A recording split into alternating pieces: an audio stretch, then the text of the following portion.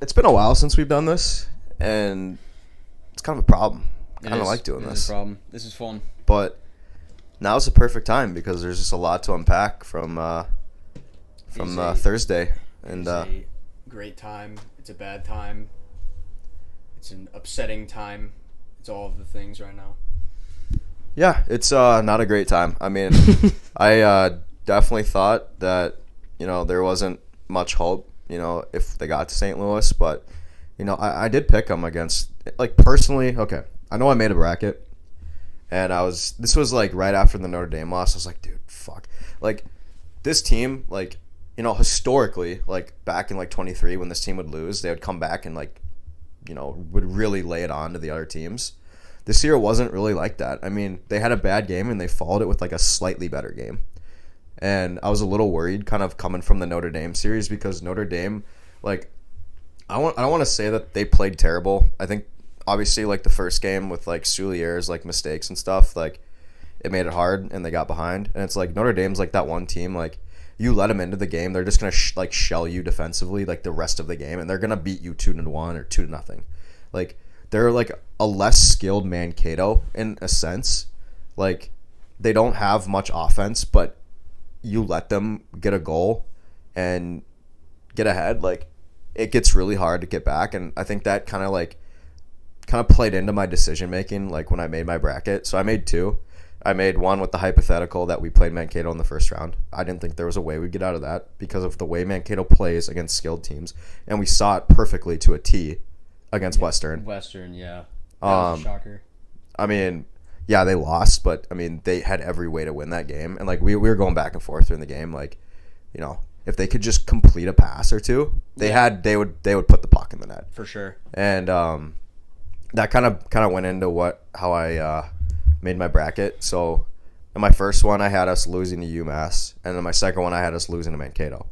And while I made the UMass one, I knew UMass would have been kind of the more preferable opponent for the Gophers, just because they don't really employ that shutdown strategy. They're much kind of like the Gophers, kind of a mix of a run and gun and a shutdown. Yeah. And almost I don't even know who I can think of. They kind of play like an Ohio State style. They do well on defense, but they kind of rely a little bit more on offense. And so yeah, I guess I didn't personally, in my mind, I kind of figured that they would come out and win, just because I knew that there was a lot of media talk and people saying they don't have it.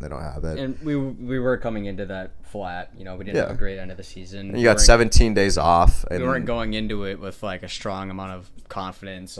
No, I didn't have any confidence. No, but I had confidence in the sense if I saw them play well in the first, I'd be okay, if you can do this for 3 periods, you can win the game for sure. And they did it for 2 periods, and then got jobbed by the refs. Yeah, I mean... But before you interject, I will say this for the Gopher fans out there who are still complaining about the refs. Yeah, you have a valid point, but the Gophers put themselves in the position to lose that game. Yeah, there was a lot of things that happened that game that were odd and not ordinary to see, with the whole Soulier having issues with his lace or whatever. Sit for 2 minutes. And then they get a goal in. That was weird. Why? Not Aries' fault, by the way, for the people who are going after him. Just a lot of weird stuff happened in that game. But at the end of the day, it is one of those things where, we shouldn't. The game should never even gone to overtime. No. We got to end these games in regulation. And you had it. Keep on. You had it. Yeah, we did. And it's just annoying to see. It hurts to see. It's very feels Minnesota-esque. It feels like Quinnipiac game all over again, where we get a good, decent lead, and then we just kind of sit back and watch the puck go in our net. Okay, but to be fair, that Quinnipiac game could have been 4-0 if Snuggerud wouldn't have sailed that 2-on-1 breakaway to Mars. Yeah, that's fair. Guys, that's the one thing from that game that I still get mad about, because it would have been 3-0. I mean, there's no way Peretz is making that save. I mean, he was beat. And Snuggerud sailed it. But, again, we're not in 2023 anymore. We got to be big boys and grow up and learn from our mistakes and move on, the Minnesotan way. Yeah. But, I don't know. There's just so many things in this game that were weird to me. Like you said, the whole equipment thing. I don't in any way, shape, or form understand how the fuck there was not a penalty on the second goal for UMass. No, behind the net. Yeah. I mean, it should be just directly clear to you. I mean, I think that was Middleset's guy that came in. I think it was Sunyev that came in and scored that. I mean, he's wide open.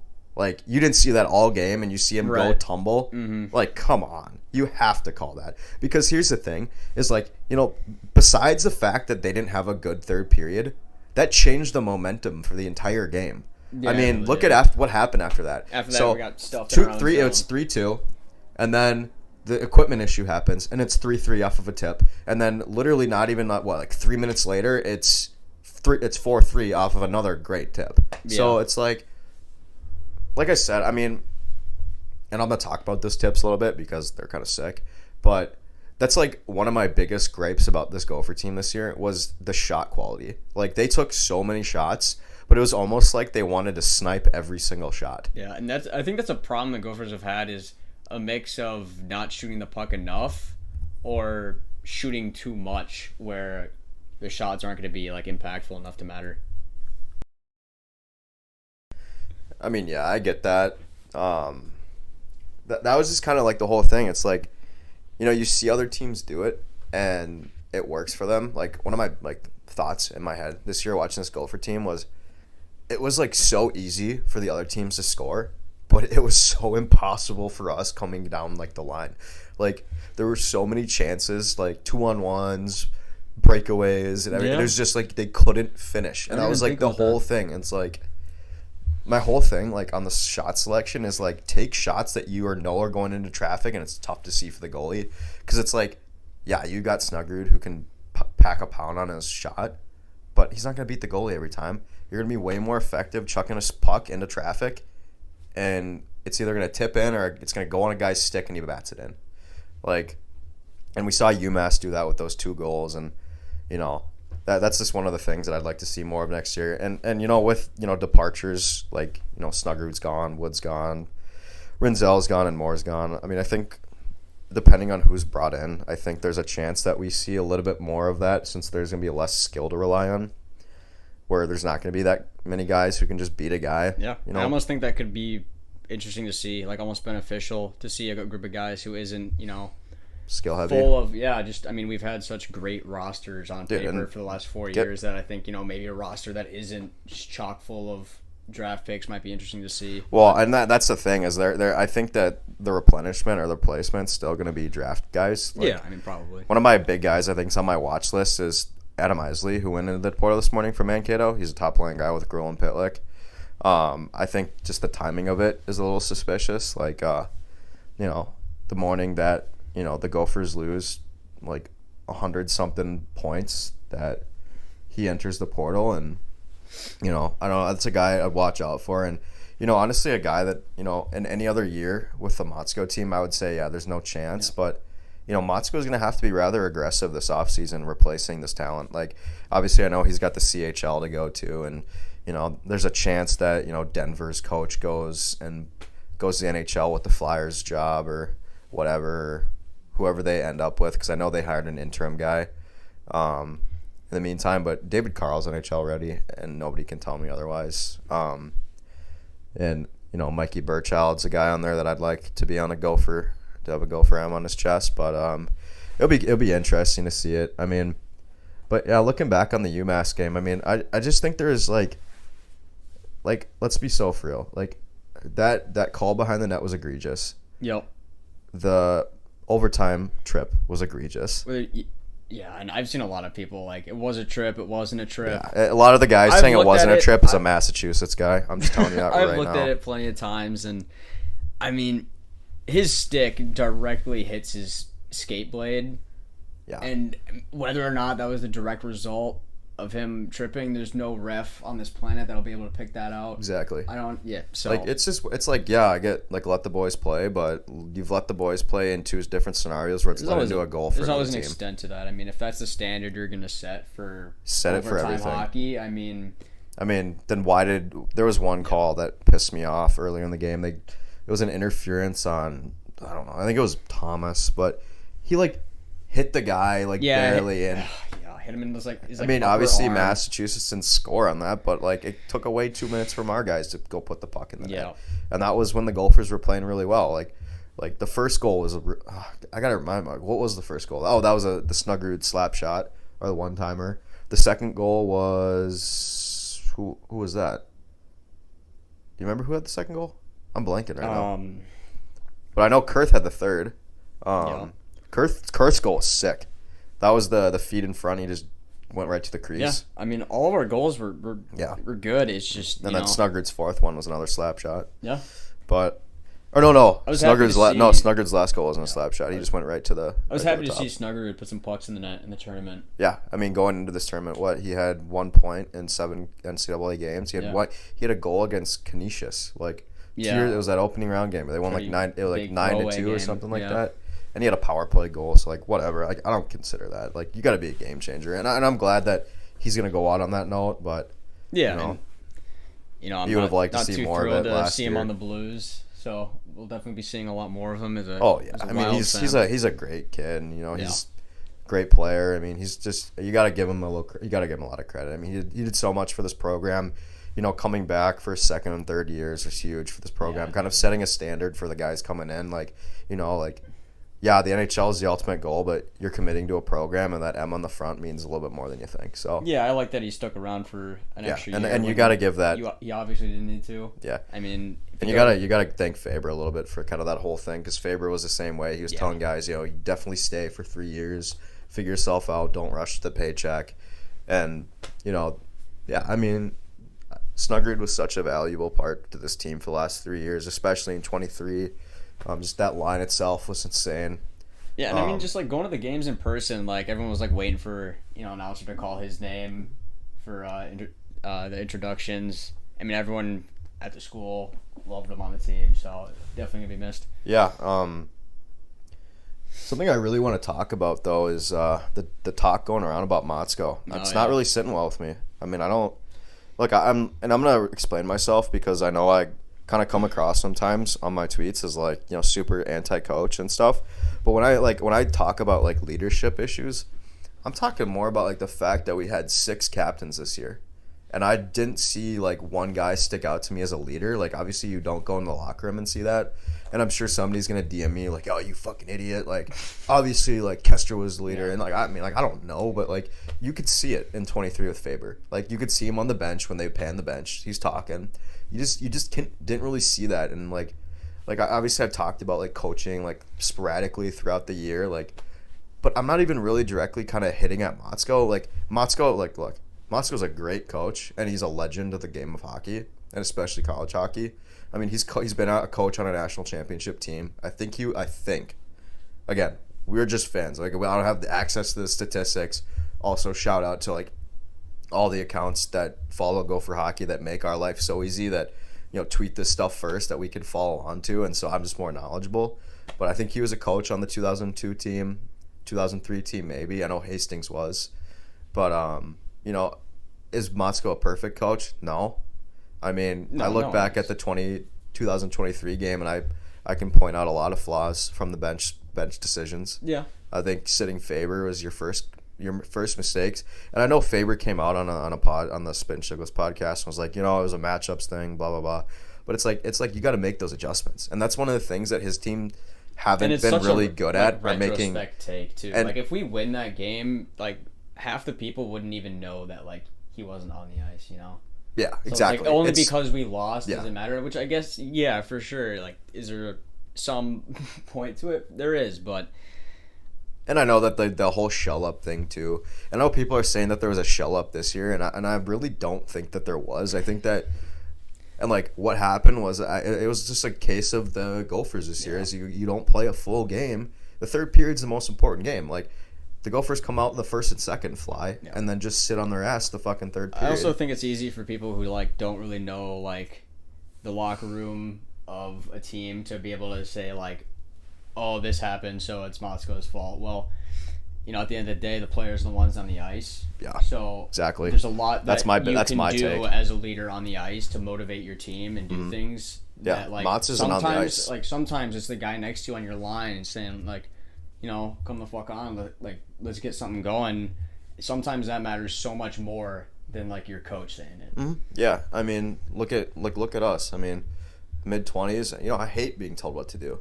Like, it's not. It's like, and I get it. It's a coach thing. But like, my dad, when I was growing up, would always tell like, we kind of had a struggle when I was playing hockey, like trying to tell me stuff to do, and he's like, he would tell me like as I got older, he's like, I just couldn't be a backyard hero.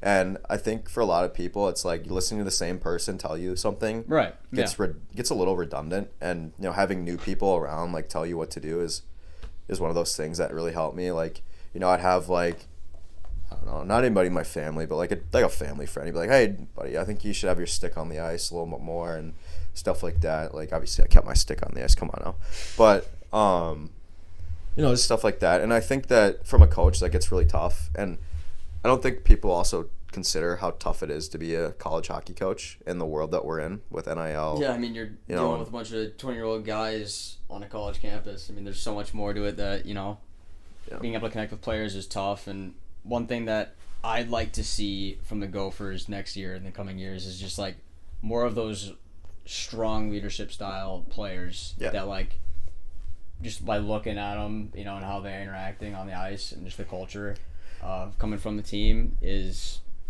that's one of the biggest things I think for a winning team. And that's something, is hard to recruit. It's hard to teach. It's just kind of getting lucky sometimes to get a guy like that.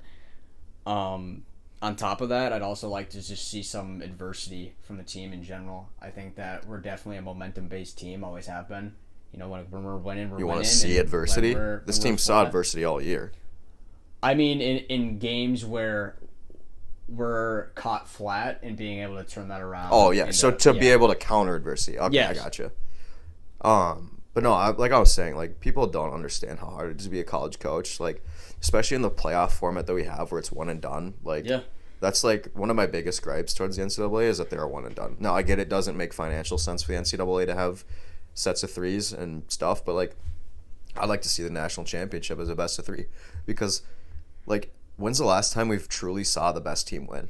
Like I look back at last year. That's the difference between like college and NHL. Like in NHL, it's so rare to see like an underdog team win it all because you got to win 4 games. Yeah. Like I look back at last year, like Boston College by far was the best team that year.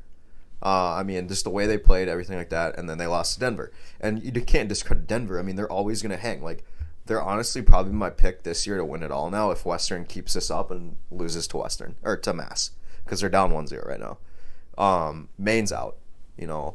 Maine got beat by Penn State, and now obviously the circumstance around that with Penn State being the 4 seed and practically having a home ice advantage. Like, I don't agree with that. Like, that's the other thing is I think that NCAA, like the tournament games, should be played on like home sites. I think we talked about this last year as well. I 100% agree. Yeah. I think that, like a Fargo regional just sucks. Like unless like, North Dakota is actually in the tournament. Oh, I mean, I'll disagree with that kind of bluntly. I think the Gophers travel really well to Fargo. And I think like having it in like Chicago or Minneapolis, a bigger city, would be a lot more enjoyable. But why would you put in Chicago? Because there's no college hockey team there, unless Northwestern gets one. Like, I don't know. I just think that like... I just think from a viewership standpoint, the destination city matters a bunch. The destination city is St. Louis. That's where the Frozen Four should be. That's the destination city. Yeah. I think that having home ice for the teams that have earned the 1 seed and the 2 seed, make it so it's it's a little bit more fair than chucking Maine and Allentown, and you're an hour and something out of Penn State, Happy Valley, and that was a full barn yesterday. Like, it was full Penn State. Now, obviously, Maine travels really well. I mean, Maine's one of those dark horse blue bloods. Like, they've been off the map for 20 years since the Gophers beat them, and they're rising again. And obviously, part thanks to a Minnesota coach, Ben Barr, but I think, right? Maybe. But, it's one of those things. It's like that's the other aspect of coaching that's so hard is the external factors like that go into these. Like, you look at Motzko. I mean, the reffing yesterday on Thursday was just atrocious. Yeah. I mean, who's to say that they're gonna go win the title? But I think they got a shot at the Frozen Four. I wasn't really impressed by Western's game against Mankato. No, I get Mankato plays that shutdown style, and Western's much a run and gun team like the Gophers. But you're looking at Umass right now. I mean, they're up 1-0, and UMass really didn't impress me all that much offensively. Like, they've got a couple guys, Sunyev, O'Hara, and all those guys that can score, but if you don't have a defense to back you with the offense that Western has, like, you're not going to go very far. And that's like my biggest thing is, like, you know, like I said, I was like looking like when's the last time the best team has won? No. I look at. I mean, Michigan State gets bounced first game. Oh yeah. I mean, this entire bracket now. I mean. Oh yeah. Exactly. I'd want to see someone. And who's Cornell almost took out BU correctly. Yeah. No, I don't think anybody. If there's a perfect bracket out there, I want you to send it to me right now and show me the date that it was created. Yeah, I don't. I'll actually know why send you would $50. ever guess that, yeah. But what was I gonna say? Like I said, okay, Boston College last year, best team. The year before, Minnesota easily was the best team. Now I get Quinnipiac was number 2, but I think that there was a big gap. Yeah, going into the tournament, there was for sure a gap there. And I do want to point this out, as I've kind of realized this. You know, like people are like, well, aren't we in the Frozen Four? The field has strengthened a tremendous amount because when you look back at 2023, the truly good teams were Minnesota, Michigan, and Quinnipiac. Like, there wasn't really anybody. I mean, Denver was there. I know they're a 1 seed. I think they got bounced that year, but there wasn't really anybody that was giving Minnesota a run for their money other than Michigan because they played them so much. And now you're coming to this present time, and you know BC's back, BU's back, Maine's back. I mean, there's so many, like, Michigan State's finally where they want to be. Mm-hmm. Like, that was like kind of the first year under Nightingale where they're trying to figure out, you know, like everything. And you know, last year they got beat by Michigan in probably a game that they were favored to win. But the field's so much harder now, and like, it's bad for Gopher fans, but good for college hockey. Fans. Yeah, it's great. Like, you don't know who's gonna win. And then I go back to like 2022. Like, Michigan was like by far the best team that year, and they lost to Denver in the semis. And you know, Mankato had a really good team that year, and I don't want to knock them, but you know, that was just like, and again, like, that's one of those like Minnesota heartbreaks games for me. Is I want Mankato to win that. Like, yeah, they beat the Gophers, but I don't want to. Yeah. Like, yeah. Well, I mean, it's been so long since. Well, we got Duluth. You got Duluth. Yeah. They went back to back in 18-19, and then, but Duluth has completely fallen off the face of the earth since. So, but like I said, I mean, being a coach isn't easy, and Motzko's proven to be one of the best recruiters. He puts out a team every single year that's destined to compete. Yeah. I mean, just every whether year, or not I mean, you can pretty much bag on us being in the tournament. Exactly. And it's, and like, if you get rid of them, you're going to lose that. Yeah. It's not like something like, obviously, like, they can build back, but you're going to have that year where everybody's going to hit the transfer portal. It's just a lot of, like, pent-up anger from people who, like, will comment on Twitter for like 24 hours a day. For me, too, it is. And, of course, yeah. But that's why Twitter exists, or X, whatever you want to call it. When you're just fresh off that loss, you're looking for somebody to blame, so you just, shoot a name out there. I don't think there's any genuine merit to it. And truly, I think the only people you can blame are the players, because they didn't execute. That and just the nature of the beast, and, hockey, a 1-game series, pucks bounce weird stuff happens. So I mean, and it's like the other thing. It's what Motzko so respected. It's like, I'm pretty tight knit with a couple of juniors coaches, and they all just have nothing but like good things to say about Motzko. He's great developer, great recruiter, great coach, and even a better person. So it's like, it sucks. I mean, to see kind of like the pent up anger towards him, but I think a lot of it's kind of like, there's no merit behind it. Give it a week and people will like calm down. And see what he puts on the table, because this is really, I think, but since he's taken over, the toughest test he's going to have in the offseason. Last year he didn't have to replace Snuggerud. He went out and got Wood, and he retained a couple fifth years. So he had a really good roster this year, and they made with what they had in 23-24 when they lost to BU. Losing Cooley and, expecting Cooley back and then Cooley leaving, and, having to get a forward from St. John's or whatever he went to. And yeah, I mean, he's done a good job every single time, but I think for like truly the Gopher fans that want to critique him, I think your ability to do that will come with what he does in this offseason. With the CHL window is open, or will be open. The transfer portal, he can be very active in. He's got a lot of NIL money freed up. Like that, and that's the biggest thing you got to remember, is he's going to have a lot of NIL money to play with. So the second a big-name guy comes out of the portal, expect Minnesota to be on his list. Like, and that's the thing, is like, we'll talk about this in like upcoming episodes, but like this summer is going to be crazy with replacements, because they've got so many holes to fill. They got to get a goalie. How does the CHL thing work? I'm not even sure. I mean, I haven't really even looked into that, but I just know that CHL players are now eligible to play. And I want to say it's I mean, unless WHL is the same thing, because I know McKenna's WHL. I think he's Medicine Hat or something, or but like the whole like here's my thing, like for people thinking like the Gophers are gonna McKenna, no chance in shit. There's no chance. There's no chance in shit. I don't even think he'll play NHL, and I think the same thing with Misa too. So my thing about that is, so Misa is draft eligible, I believe. McKenna is not. I think McKenna's draft year is next year. I might be wrong, but I think I saw it somewhere. My biggest concern with like a guy like Misa is committing to a team, going to a camp, and decommitting like Cooley did. Because if Misa is what Misa is touted to be, he's going to run that camp, and they're going to want him immediately. And it's going to be a team like Chicago or, Boston might even get a top 5 pick or something this year. I mean, it's going to be a team that really needs the help, and they're going to be in an absolute hurry to sign him, just like Celebrini. And so what I do expect is I expect the Gophers to get a goal in the portal. And with that becomes my concern that I think Airy could hit the portal, because I think Airy's a good goalie and one that can be on a college hockey roster as a starter. I just don't know if it's at Minnesota. Yeah, that's fair. Just what we saw this year, and I know he's young and you got to be mindful of that. You know, he's 19 something. The rebound control was awful this year, and it haunted him. Yeah. I mean, when the Gophers were switching back and forth, it was clear as day from like mid-November on that, you know, Soulier would be the starter come crunch time.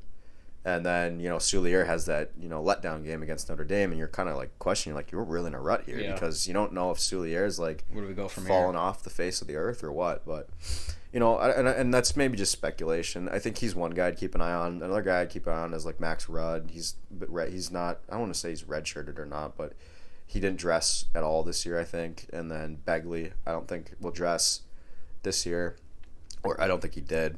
Oh no, he did. He actually filled in on offense a couple times, but yeah, I don't know. I mean, I think for those of you who really want to, you know, get on Motzko's chops about, you know, coaching and stuff, look at the recruiting that he's done in the past. Like, we've only had these teams to this level because of him. I mean, Cooley and Faber were both Notre Dame commits. I mean, and it's really easy to say that, like, when you get rid of a coach, it's not just, you know, okay, now our team won't ever be flat again. Yeah. It's not it's not that. There's so much more that goes into it. Look at the people who want Ben Barr, the main coach, as our coach. Great coach, but what has he done? He's been bounced in the first round the last 2 years. I mean, and if we were to get rid of him, like, and he who are you going to replace him with? If he went to another school, that school would be just laughing all the way to the bank. Exactly. You know? I mean, the guy's a great coach. Like, I think that there is just so much pent up anger from the 20-something years that we've been sitting here without a title. Yeah, where and the way we lost the Quinnipiac game and the way we lost this Umass game, people are just, you know, looking. I mean, I don't know if you can blame Motzko for the Umass game, but I think you can for the Quinnipiac game. To an extent, you can, but. But I mean, I don't know. It's tough, but yeah. I thought that was a unique thing. I got so many DMs like, dude, what do you think about, like, do you think we should fire Motzko? Do you think we should buy him out? Okay, I'm like, one, consider this. Motzko is 64-ish years old now. I think he's in his 60s. His expiration date for his contract comes in 2028, and at that point he'll be like 67, 68. So I don't think he gets extended already as is, because I think he'll retire. No, yeah. So I think that a coaching search will genuinely happen just because he's going to retire. And then the buyout rate, like, why would you buy out the guy? It's a price that the university doesn't need to pay when our university is already cheapsteaks when it comes to getting athletes in other sports. You think they're going to spend unnecessary money to buy out a coach who's taking you to the Frozen Fourth? No. Yeah.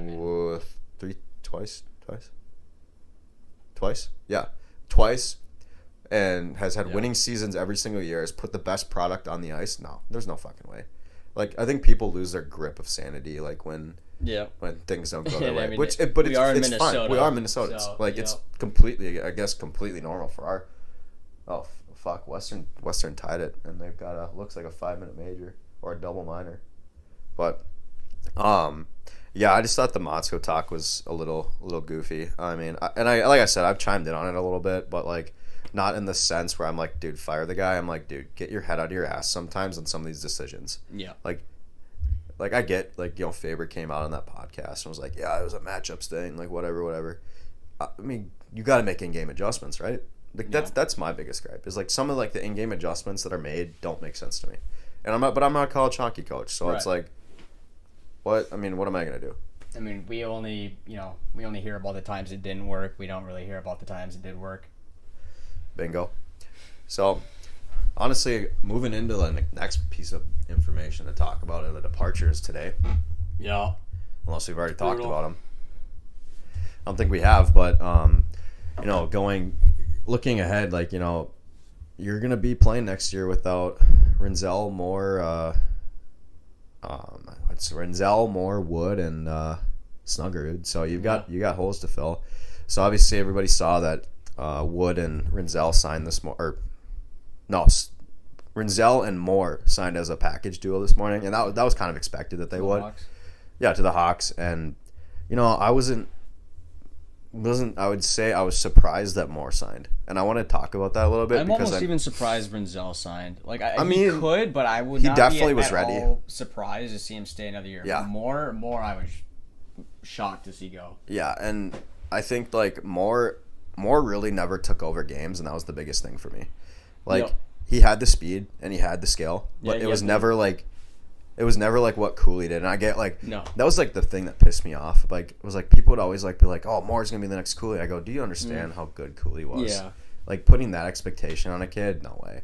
But no, Moore never really took over a game like to an extent like that anybody else like Nyes or Cooley did, or even a Rinzel or a Snuggerud, where it was like you look at that game, you're like, oh, dude, Moore won us that game. Like, there was never like you had like Snuggerud with his Colorado College game last year. We had that hat trick and all on 3 just insane shots. Like, I mean, The thing with Moore is you saw glimpses of it, like, Yeah. here and there, like, at, like, short moments. And so I think he's 100% capable of doing so. I just think he needs, more years and maturity in the game to and understand how to, like, utilize his speed. yeah, and yeah.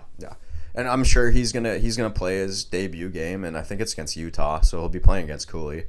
But I think he'll be an AHL guy for a little bit. I think he needs to get his feet wet a little bit because, and this kind of tripped me up when I was a kid. I kind of always think like, watching puck as a kid, you don't really you don't factor things in like the speed of the game and the differentials. Yeah, like as a kid. The speed of the game. As a kid, you see college and you see NHL, and you see the same thing. Glorify these guys, and they're all so much faster than you are that you think they're like somewhat close, and they're just not. Yeah, no way. The pace of the NHL is just completely different. Yeah, and that's college. something that I think Moore needs to get to get ready for that. Those really good players in college like can get away with a lot of stuff, whereas like in the league, someone's just gonna take your head off. Bingo. Yeah, I mean, I don't know. I think Moore will be a good NHL player at some point. I just don't think it's going to be in his first couple of years. I think he'll be down in the AHL and he'll play there and he'll get his feet wet because I mean it's a different animal. I mean, like, it's very physical, it's very fast, and it's a very you got to have your head up type of game. And even down the AHL, I mean, these guys are fighting for their name. Yep. And because again in college, I mean, it's a good mix. I mean, there's a lot of people that are going to go play college or go play NHL hockey at some point, but a lot of them know that their career's over after this, and they kind of don't play with that tenacity that these guys who are fighting for a paycheck are. Like, there's people like obviously like everybody at some point is going to fight for that like free agency stuff, and like, but there's some people that know that there's no chance for that, and they don't play with that kind of bit like that kind of bite. And you're not seeing that in the NHL. No, I mean these guys. Even bottom 6 guys in the NHL. Yeah. Those are the toughest guys to play against. The bottom 6 guys. I mean, fourth line. I mean, there's some really crazy fourth lines out in the league right now. Just like of just great guys, and I'll say that about the Gophers fourth line. As I was so impressed with them all year. It was Middlestedt, Hendrickson, and Nevers. They're such a good line this year. I mean, Middlestedt, you can just always expect to be flying the ice, and he's just one of those guys. Like, if the entire team played like that, I don't know if they'd lose a fucking game. Like, yep, very true. Just those guys who they may not be like that no S tier caliber skill and speed, but the guys who just have that grit to them, I would almost take any day. And I'm not saying I didn't see that out of Moore this year or anything like that, but I mean, there was so many parts of his game that I think he could polish a little bit. I just think he needs more games, which is why I was surprised to see him go to the Hawks so quick. I mean, I'm not, and somebody pointed this out, is him and Rinzel were roommates, and they're kind of just always a package deal. And, I didn't know that. Yeah, they're roommates. They're best buddies. That's kind of cool. They're a package deal. They're drafted in the same class with Bedard, so like they got to go to Chicago together and tour the facilities, and they did camp together, and so they've always been really close. But it's definitely one that I guess still surprised me a little bit. Obviously, we don't need to get too much into Snuggerud. That one was kind of expected. Yep. Definitely someone you're gonna miss. For sure. I mean, the entire program, he did so much for it. You know, he kind of became that player that you know, kids have like his jersey on their back, and during introductions, everyone would get wild. So yeah, and definitely gonna miss him. Yeah, and the same thing goes for Wood. I mean, I guess I was very 50-50 on Wood leaving or staying going into kind of the off season. I knew that there was a possibility and that it was probably likely greater than the possibility of him coming back. But to see it come to fruition so quick is kind of a little shocking. I didn't think Nashville would be in too big of a hurry to sign him. But then again, I think you lose his rights after. Nashville might be panicking. I think they might. Yeah. I mean, they saw in what they've done this year. Yeah, I mean, I don't know. I think there's just gonna be a lot of holes to fill. I mean, you know, Wood was one of those guys that, you know, he came in from UConn and he was a transfer portal pickup, expected to be Snuggerud's replacement, and I think that, you know, I'm not saying that this would have totally happened, but assume Snuggerud leaves after last year. I think Wood might have more offensive output. I just think, you know, only so many people could score in one game.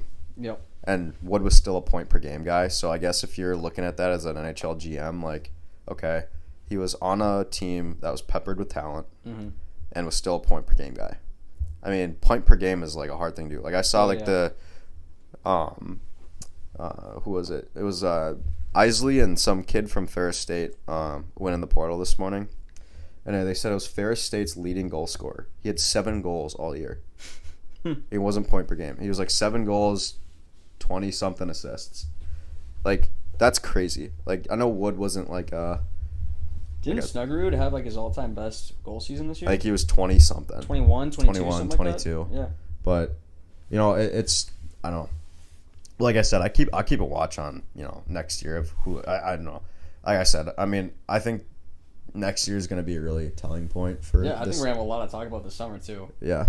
And but I mean, yeah, so that's who left. I mean, I'm not sold that Chesley's going to leave or Lamb's going to leave. I know there's a lot of talk about Chesley and Lamb. I think that there's some merit behind Chesley, but for the Capitals right now, their biggest concern is signing Ryan Leonard at the end of this year. Yeah. And I think Ryan's hoping that he wins a national championship. That's the whole reason he went back.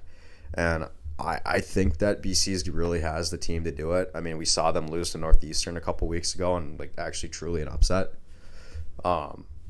I don't think Washington's going to be rushing to sign Chesley. I don't think I saw anything out of his game this year that wowed me that, you know, I would prioritize him over.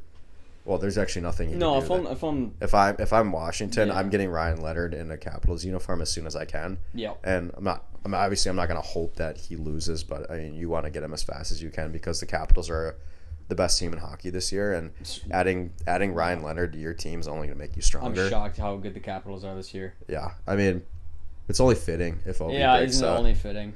Yeah. And then on the talk on Lamb, I just don't think that makes sense for Lamb because I think he's a Rangers product. Okay. I mean, the Rangers kind of are sitting there this year, kind of having a really down year.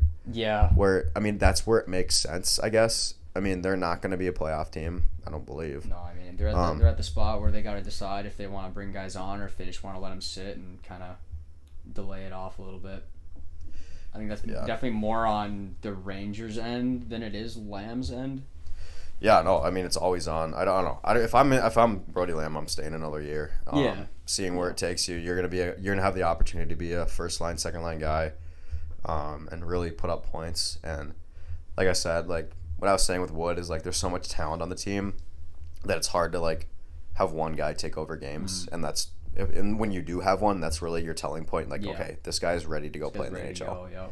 Yep, and you saw it with Cooley. He could have. I think he did leave, but there was no point of him coming back for another year. I mean, he already proved that he was ready for the NHL.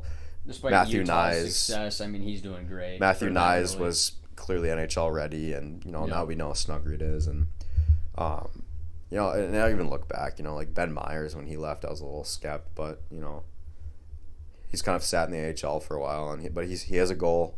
Yeah, he actually had a goal in his first game. First game. Yep. But yeah, I don't think there's any merit to think that Brody Lamb's gonna leave. I think that next year's returning core. I'm gonna get this so wrong because I don't have any stats in front of me right now or any sheets. I know Connor Kurth will be back hopefully. Brody Lamb. Who else? Cal Thomas on the D. I'm thinking of people from that 2023 team that went to the title. What's our goalie situation for next year? Our goalie situation is going to be really interesting because Soulier is a graduate, so he's not coming back. And then that leaves you Airy and Weiss. And Weiss hasn't played a single game. We'll probably make goalie moves. And that's where I'm thinking is like, I don't know. Like I always wonder why Weiss didn't enter the portal. Like we had a kid, Brennan Boynton, a couple of years ago that he was our third string guy, and he left and went to American International, I think, just because he knew he could play somewhere. I don't know if it's Weiss knows that he's not going to play somewhere, because I think Weiss was an Owatonna guy. I think he was a multi-sport athlete. He played football and hockey, and wasn't like touted to be your first or second string goalie. So I think that he might be content with where he's at. He might just want to be at Minnesota and is enjoying the experience. Like, because I'm thinking of names that I think could go in the portal, and like I mentioned earlier, I think Airy could be one of them, just because Airy's a good goalie and could play somewhere. And I don't know if how aggressive the Gophers are going to be on goaltending, but they need to get somebody. And like I said, I mean, with how many Mankato kids are going to probably end up in the portal? I know Isley went, and that one kind of surprises me a little bit. But if we get a big drop from Mankato, and Alex Tracy's name comes in that list, I would, if I'm Bob Motzko, I'm all over that. Yeah. It all depends on who we get and like what caliber. But say they do get Alex Tracy. I mean, if I'm Nathan Airy, I'm getting the hell out of here. I mean, you're not going to see the ice. No, you're not going to see ice. And I think that's Airy's a capable goalie to be a goalie one somewhere else. And I don't know if it's a Big Ten school, but it could be out east or somewhere else where he can get those minutes and he's not going to be switching back and forth like he did this year, because I don't think that was ideal for his development in any ways. Just because I think you need to see a full series to really develop as a young goalie, and I understand that the reasoning behind it is it was really kind of get a feel of who was going to be that number one guy come playoff times, because everybody knew that this was going to be a playoff team, and but yeah, I don't know. I think that the portal will start going off a little bit once the Frozen Four is finished, and even in the next couple weeks we'll get a couple more names.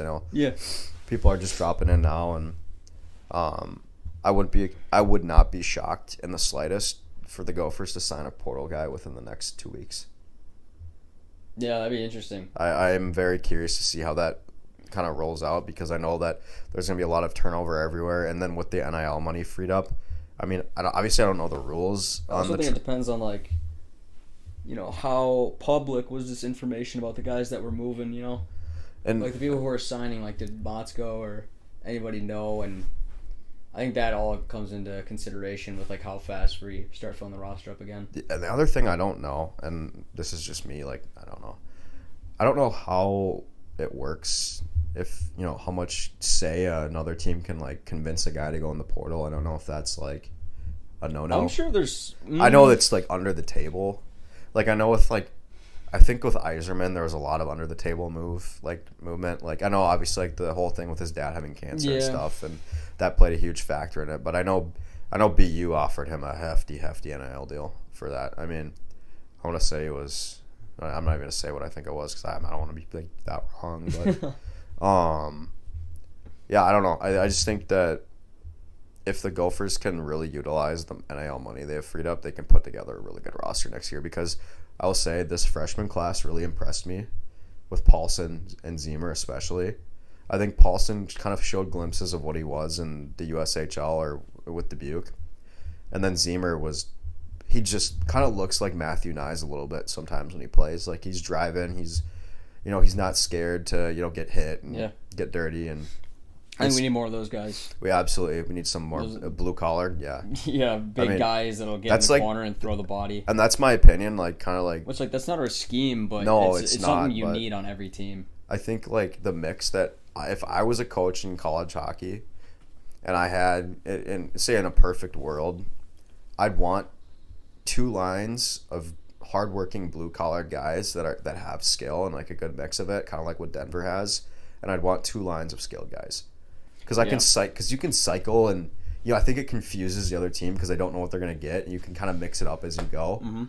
Because I don't know, and that's kind of what Denver has and what they've kind of done, and that's a lot. Like Mankato's very blue collared, and like they're very gritty and hard to play against, and I don't know it. I don't know. It's hard to blue collared. Well, that's the term you got to use. But yeah, I mean, I guess the next thing we should probably talk about is just kind of recap the season. Just kind of finish it out with that before we end this and wait for the next load of information to come in before we can get a podcast going. I'll start off with this one. Just going into the season, to be honest, and like seeing like the first few series, I was never bought in. I disagree with that. Well, I'm just talking about like how I was. Like this team, like I didn't feel that like same level of energy as I did with like the 22-23 team, which like of course not, but I feel like consistency was our biggest issue here. I think this team could have, when they wanted to play, or when they were on, and when they weren't, they weren't. It's just how I felt. When going to the game and watching them, I never knew what to get. Well, and that's like the whole thing that I have is like when like the first couple, like, so what was it? So they went to Vegas and they played Air Force. Now, obviously Air Force is kind of, a gimme in all respects to Air Force.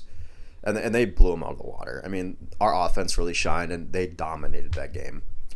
They go into Omaha and they dominated that game, but they got goalied. And that was like my biggest concern is like, after that game I was like watching, I was like, okay, so hypothetically say this is playoff time and you run into a hot goalie, what are you going to do? And that's where the shot quality thing really got me, is in that game. They had 50-something shots, but they're really low quality. Like, there wasn't any shots that were like, okay, let's get pucks on net and just get traffic up front and let's beat Les Cozy or whatever his name was. Yeah. And that was, like, my biggest, like, red flag kind of in the beginning of the year. Other than that, I mean, the St. Thomas series was really impressive. People expected St. Thomas to have a better year, as they will, kind of as they build their program. I think it was 7-1 and 6-2. I was at the X for the St. Paul game. It was just dominating hockey. I mean, yeah, you let in the first goal both games, and then come back and just dominate the rest of the way. And then they moved to, I want to say, Duluth. Absolute domination of Duluth. It was 7 goals in the second game. I want to say the second game kind of like threw me a little bit. It was like 7-2 or 7-3 late, and Duluth got like 2 quick ones to make it 7-5. And you're like, okay, what the hell is this? And just, I don't know. I mean, the team really started out strong, and that's very atypical of these Motzko teams. That is fair. I didn't consider that. We did actually have a really good start to the season. And it's very atypical because, as we've kind of seen in the past, is they're very steady to start the season, and then they get really hot towards the end, and that's when they make their pushes. Like, you look at last year, they kind of had to get their feet wet a little bit last year early because they had like so many newcomers and new guys stepping into big roles with like Cooley gone and Nye's gone, and you're missing some guys on the D with Faber and stuff, and that's when Rinzel really had to kind of implement himself as the guy. And but they kind of figured it out at the end, and they got I want to say they got the 2 seed in that regional, and with BU and Omaha and RIT, I want to say it was. I think our struggles really showed against Bemidji, where we lost 1-3, and then next weekend we lost. Okay, don't say 1-3. Say 3-1. Okay. And then we lose in overtime to Alaska. Well, we lost in a shootout to Alaska. Right, but I think we're a team who cannot be losing to Alaska, and I think we shouldn't watching be. Those games is like where you really saw. Well, I think when they had we're off. But I think they had players gone. I want to say to World Juniors around then. What was the date for that game? November late. Oh no! What the hell? Yeah. That's. Yeah, no. They should have had, yeah. That was another series that we lose back to back against Michigan State, which of course they were hot That So they you were can't hot, get- and we were yeah, missing you like know. a lot of players. You can't really get too mad about them. It's just like throughout the games, even when we were like winning hard, there was definitely moments where it's like this does not look like the team I watched last period.